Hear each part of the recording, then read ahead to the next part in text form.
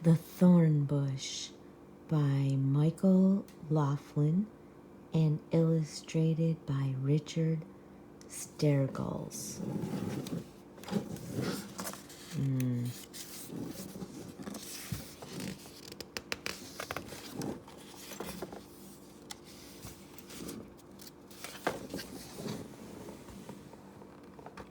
The thornbush stared up at the moonlit sky, waiting for the warmth of the dawn.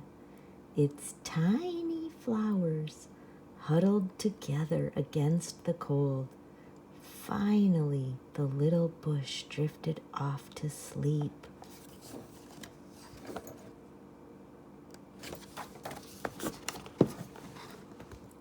The ragged little bush grew between the stones at the edge of a narrow street that led to a grand palace. Its thorns were sharp, and its flowers were too small to be admired.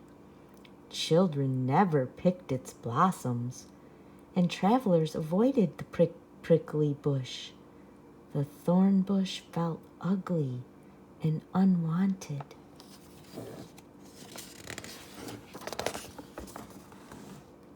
A rooster crowed.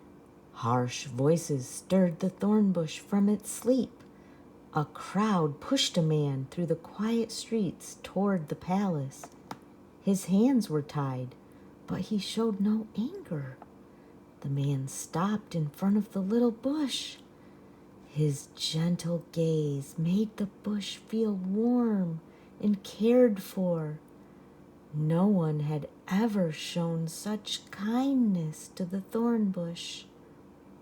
A moment later, the shouting crowd forced the man to move on.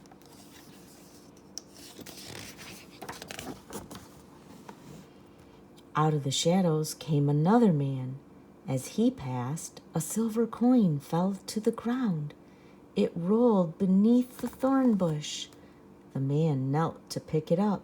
His face was sad, and he began to weep. His tears fell on the thorn bush.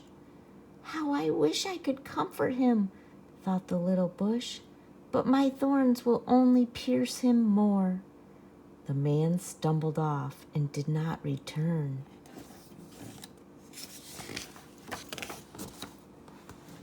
People began to gather outside the palace. A soldier walked through the crowd toward the little thorn bush.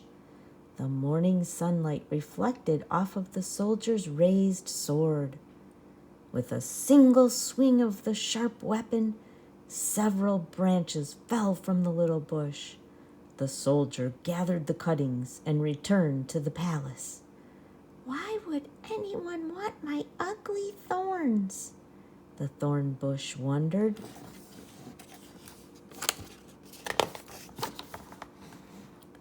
The sun rose high in the morning sky. People began to shout as a man limped through the palace gates. "Behold your King Jesus," laughed the soldiers, "who says he's the Son of God." "Crucify him," yelled the angry mob. The little bush shuddered. It was the man with the kind face. He was struggling to drag a heavy wooden cross over the rough stone street.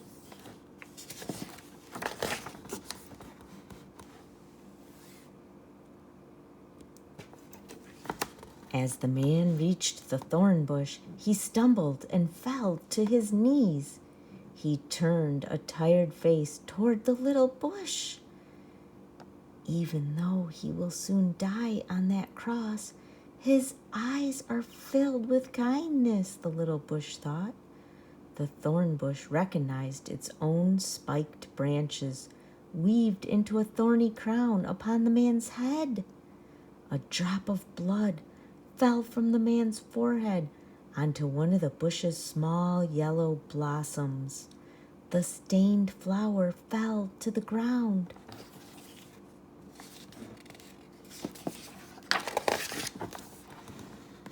It was a long, sad day.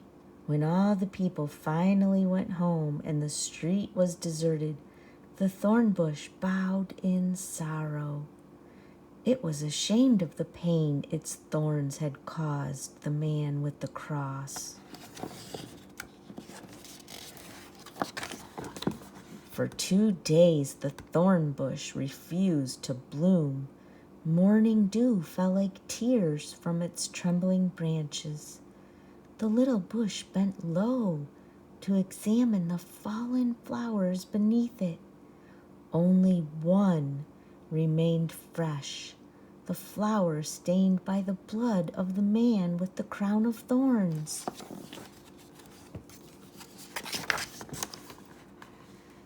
On the 3rd day after the man came, the bush was awakened by a beautiful dove.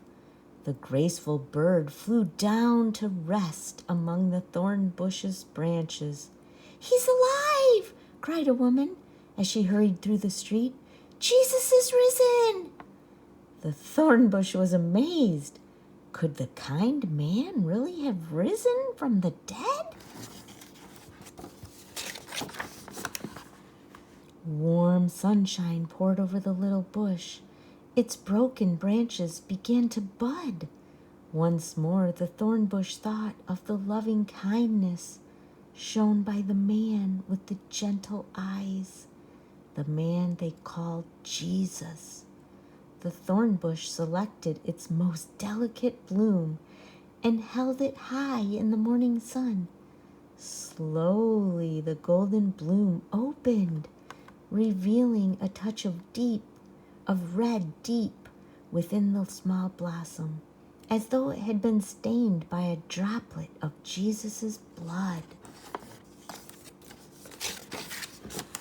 The thorn bush rejoiced. The man, Jesus, had died but lived again. He truly is God's Son. Jesus' only crown had been woven from the branches of the little thorn bush, but that crown was greater than silver or gold. It was the crown of the King of all kings, Jesus.